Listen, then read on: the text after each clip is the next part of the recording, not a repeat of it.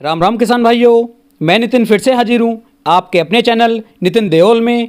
किसान भाइयों, आज हम बात करेंगे धान की फसल के लिए एक अमृत योग्य खाद के बारे में। ये इसका हमारा पार्ट 2 है और इसके अंदर जो उर्वरक मैं आपको बताने वाला हूँ, यदि इन दोनों उर्वरकों का उपयोग आप अपनी धान की फसल के अंदर लगभग रोपाई से 15 से लेकर 25 दिन के बीच में कर लेते हैं तो मैं 100% आपको जिम्मेदारी के साथ कह सकता हूं, 100% विश्वास आपको दिला सकता हूं कि आपकी जो धान की फसल होगी वह बहुत ही अच्छी तरीके से टिल्लिंग भी होकर के चलेगी, उसके अंदर कल्ले भी अच्छे निकलेंगे, ग्रोथ भी अच्छी होगी और आपकी धान की फसल के अंदर लगभग 90% तक कोई भी रोग या कोई भी कीट आपके धान की फसल के अंदर नहीं लग पाएगा।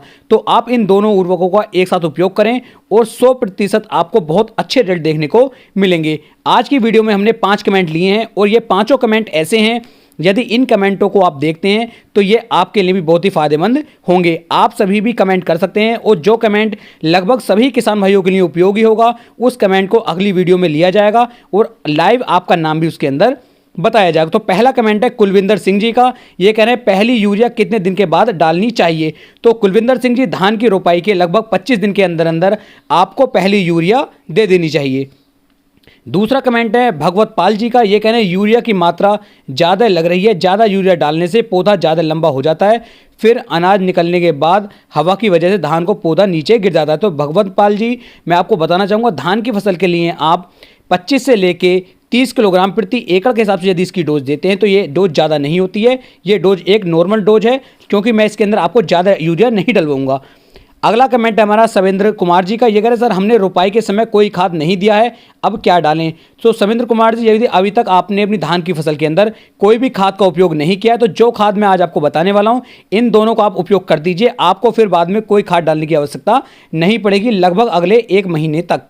अगला कमेंट है किसान भाइयों अमीरुद्दीन खान जी का। ये कह रहे हैं सर, सागरिका के साथ जिंक और सल्फर मिलाकर डाल सकते हैं क्या, और यूरिया भी। सर जवाब दीजिए प्लीज़। तो देखिए अमीरुद्दीन खान जी, मैं आपको बताना चाहूँगा, इन सबको मिलाकर डाल सकते हैं, कोई दिक्कत नहीं है, लेकिन यदि इन्हें आप डालते हैं तो ज़्यादा अच्छा फ़ायदा आपको देखने को नहीं मिलने वाला। वजह क्या है? वजह के लिए मैं आपको बता दूँ, इनमें सबसे पहले आप सागरिका और यूरिया इन दोनों को मिक्स करके डालिए। उसके लगभग 15 दिन के बाद आप जिंक और सल्फर को मिक्स करके डाल दीजिए। यदि आप ऐसा करेंगे तो आपको इन दोनों का रिजल्ट भी दिखाई देगा और बहुत अच्छे फायदे के साथ आपको जो है अनिरुद्ध जी देखने को मिलेंगे। अगला कमेंट है के जी का। ये कहना है सर, खेत थोड़ा खल्ला है जिसमें उसमें पानी भर जाता है बारिश का, इस वजह से जड़ में निमोटेड भयानक रूप से लग जाता है, वर्टैग और निमोटेड को रोकेगा क्या। जी, ये आपको काफ़ी हद तक मदद करेगा इसे रोकने में। अब शुरू करते हैं आज का अपने टॉपिक कि धान की फसल के लिए अमृत योग्य दूसरा खाद। तो किसान भाइयों, इसके लिए जो मैंने 2 टेक्निकल लिए हैं, एक है हमारा ग्रोथ प्रमोटर और एक है हमारा कीटनाशक। इन दोनों का यदि आप इसी मात्रा में उपयोग करते हैं जिस मात्रा में मैं आपको बताता हूं, तो किसान भाइयों बहुत अच्छे परिणाम आपको देखने को मिल जाएंगे। इसके लिए सबसे पहले कुछ खास बातें हैं, कुछ सावधानियां जिन्हें मैं आपको बता देता हूं। इन उर्वरकों को डालने के लगभग 24 घंटे के अंदर अंदर आपको आपकी धान की फसल के अंदर पानी अवश्य लगाना है, सिंचाई अवश्य करनी है, और इसके लगभग 10 से 12 दिन के बाद भी आपको दोबारा से सिंचाई करनी पड़ेगी। यदि पानी की कमी होती है तो आपको इसका उल्टा असर भी देखने को मिल सकता है। जिन किसान भाइयों के यहाँ पानी की दिक्कत नहीं है वे ही किसान भाई इनका उपयोग करें। इसके लिए किसान भाइयों आपको लेनी है सागरिका गोल्ड।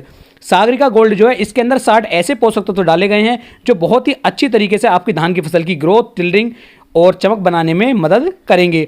इसके अंदर जो सागरिका होती है, सागरिका से डबल इसकी पावर है, और इसकी यदि मैं मात्रा की बात करूं तो 5 से लेकर 6 किलोग्राम प्रति एकड़ के हिसाब से धान की फसल के अंदर आपको इसका उपयोग करना है। और एक बात का आपको ध्यान रखें कि धान की रोपाई से 15 से लेकर 30 दिन के बीच के अंदर आपको इसका उपयोग करना ही करना है।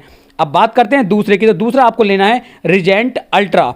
रिजेंट अल्ट्रा यदि आप लेंगे तो इसके अंदर फिप्रोनिल की मात्रा बढ़ा करके दी गई है, जो हमारी धान की फसल के लिए बहुत ही ज़्यादा उपयोगी है, क्योंकि ये जो है धान की फसल को टिल्लिंग बढ़ाने में भी, ग्रोथ बढ़ाने में भी, और इसके अंदर रोग नहीं लगने देगा। इतने सारे कार्य एक साथ करेगा, तो आप इसका उपयोग भी कर सकते हैं। यदि इसकी मात्रा की बात की जाए तो 4 किलोग्राम प्रति एकड़ के हिसाब से आपको रिजेंट अल्ट्रा लेना है और यूरिया के साथ मिक्स करके इन दोनों को अपनी धान की फसल के अंदर डाल देना है। यूरिया की मात्रा आप यहां पर 25 से लेकर 30 किलोग्राम प्रति एकड़ के हिसाब से ले सकते हैं। इन तीनों को मिक्स कीजिए और अपनी धान की फसल के अंदर इन्हें डालने के बाद आप अपनी धान की सिंचाई कर दीजिए। यदि आप ऐसा करते हैं तो किसानों ये बहुत ही अच्छी पैदावार आप अपनी धान की फसल से ले पाएंगे। मैं जिम्मेदारी के साथ कह सकता हूं कि ये बहुत ही अच्छे कॉम्बिनेशन है और इसका उपयोग आप एक बार करके देख सकते हैं। बहुत बहुत धन्यवाद।